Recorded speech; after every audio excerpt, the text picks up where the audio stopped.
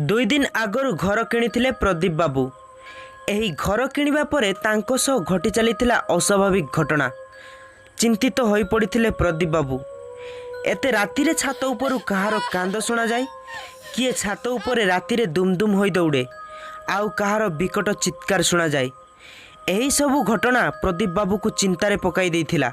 एही तो से दिन से खाइबा टेबुल रे बसी घर लोक सह कथा हेउथिले। हठात छात उपरु कहार कांदिबार शब्द सुनागला। आश्चर्य हो गले समस्ते। या परे छात उपरे दुमदुम होई दौड़िबार शब्द मध्य सुनागला। प्रदीप बाबू डेरी न करी ट्रस्टी धरी छात उपरकू गले देखिबा पई, हेले से छात उपरे काहाकू भी देखिबा को पाइलेनी। छात एकदम खाली। परिवार लोके एही कथा को आउ एते गुरुत्व देले नहीं कि एही कथारे आउ मुंड पुरेइले नहीं, जहा फल रे आज राति रे घटिगला एक मस्त बड़ घटना। मध्य रात्रि रे समस्ते शोइथिले, जे जा रूम रे शोइथिले, मात्र प्रदीप बाबू को सान पुओ आकाश से तार रूम रे एका शोइथिला। किछि समय परे पुणी से कांदिबार शब्द सह छात उपरे दौड़िबार शब्द सुनागला। आकाश भल भावे बुझी पारुथिला जे शब्दटी कोठू आसुछि। आकाश को डर भी लागुथिला, मात्र से जानिबा पई इच्छा करुथिला जे एहा कोन पई ओ किए करुछि। तेणु से जानिबा पई एका छात उपरकू गला। छात उपरे जस्ना राति रे सबु जिनिस झापसा देखा जाउथिला। आकाश छात उपरे एपट सपट होई चारि दिग को अनाइला।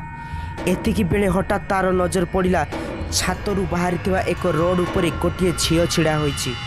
झियोटी प्राय आकाशर समवयस्क। झियोटी जो रोड उपरे छिड़ा होईछि से रोडटी एते स्ट्रंग नुहे, तेणु से झियोटी कौनसी समय रे पड़ी जाई पारे। आकाश से झियो को पचारिला, किए तमे काईके एठी छिड़ा होईछ? मात्र से झियो पाखरु कौनसी उत्तर मिलिलानी।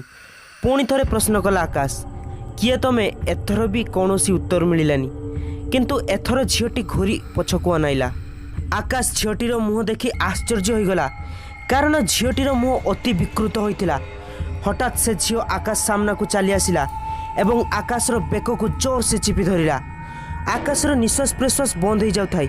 आकाश बंचिबा पई से शैतान झियो सहित धस्ता धस्ती आरंभ करदेला, मात्र से शैतान झियोटी आकाश को तंटी चिपि जीवन रु मारिदेला।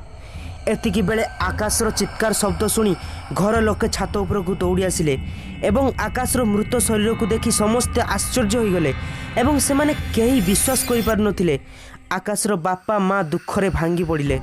किछि दिन परे आखपाख पड़िशारू शुणिबाकू मिले प्रदीप बाबू जो घर किणिथिले सेई घरे आगरू गोटे परिवार रहुथिला।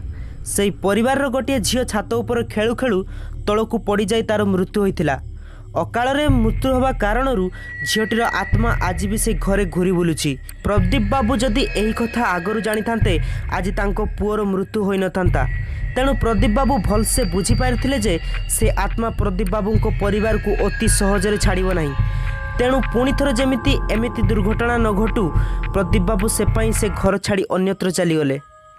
तो फ्रेंड, आपण मानकू ए स्टोरीटी निश्चय भल लगी। जदि ए स्टोरीटी आपण मानकू भल लगी तेबे लाइक शेयर कमेंट करने को भूलिबेनी। आम चैनल को सब्सक्राइब करनियंतु एमिति।